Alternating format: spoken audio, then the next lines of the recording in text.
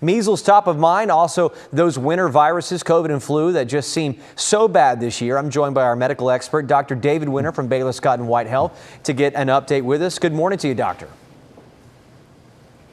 Good morning. Good to be with you. Yeah, it's been a rough start to the year. These measles cases, they're making things worse. And even with a low case count in our region, it seems to be too much with an effective vaccine available. Yeah, it does. There have been one confirmed death, a previously healthy young person, a second young person thought to have died from measles, still waiting for confirmation about that. There's been a pregnant woman who had measles, delivered a child who had the measles. Now that child, that newborn infant, did survive that. You know, when you talked about almost 300 cases now, most authorities say they think it's probably a lot higher, probably close to 3,000 cases right now. And they emphasized most all those were unvaccinated people.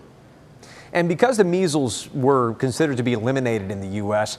In the early 2000s, our hospitals, family physicians, the overarching medical field, are they prepared to tackle this if it gets worse and if those numbers are indeed as high as you say?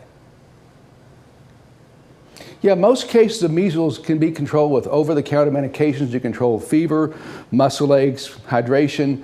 That works pretty well. The ones that get hospitalized now, those typically have lung problems, and we know how to treat that. They need extra oxygen, breathing machines perhaps. So yeah, we're prepared to treat this if it happens.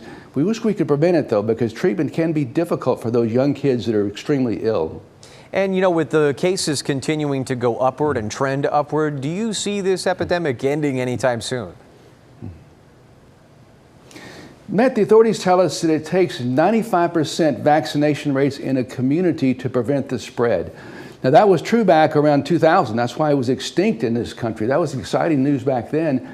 Many communities now have less than that percentage of vaccinated people. So I think we're going to see more measles. I think it's going to be around for a while. I worry about that quite a bit. And this is the last question, doctor. You know, a lot of people seem to be turned off by vaccine mandates and pushing a vaccine on them. How do you educate people about an effective vaccine in these kind of times?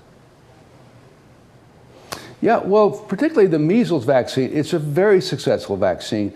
If you've been vaccinated with measles, you're not going to get the measles. You might get a very mild case. That's like 2 or 3% of folks. So these vaccines have been around a long time.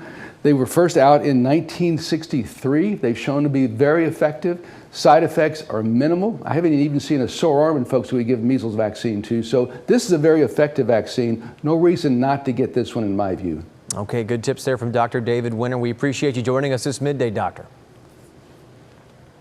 Thank you, Matt. Good to be with you.